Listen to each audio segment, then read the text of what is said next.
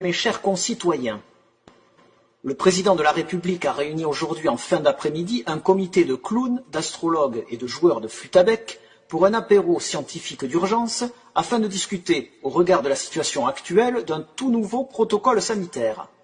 À compter du mardi 32 février à 26h75, les écoles seront entrouvertes.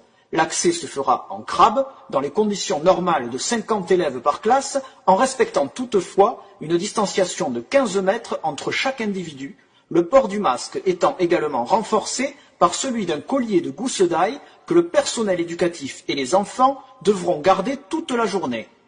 Les commerces dits non essentiels seront dans l'obligation d'ouvrir 24 heures sur 24 et 7 jours sur 7, mais ne pourront évidemment pas accueillir de public.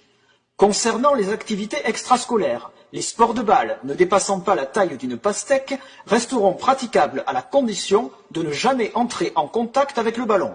Les jeux de raquettes seront quant à eux autorisés avec des moufles. Pour les personnes en télétravail, ils pourront continuer à se rendre au bureau entre 5h12 et 5h14 du matin en montgolfière ou à dos d'âne. Les dromadaires seront tolérés pour les territoires d'outre-mer.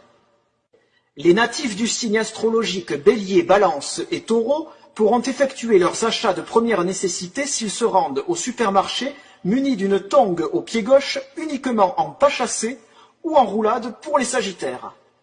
Pour les personnes nées entre 1834 et 1956, une année bissextile, qui souhaiteraient promener leur canard après 23h30, ils devront se munir d'une dérogation signée par le pape ou la Sainte Vierge.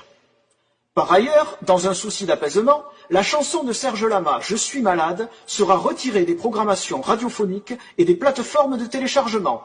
Les fans du chanteur seront, quant à eux, placés immédiatement en garde à vue, et ce jusqu'à nouvel ordre.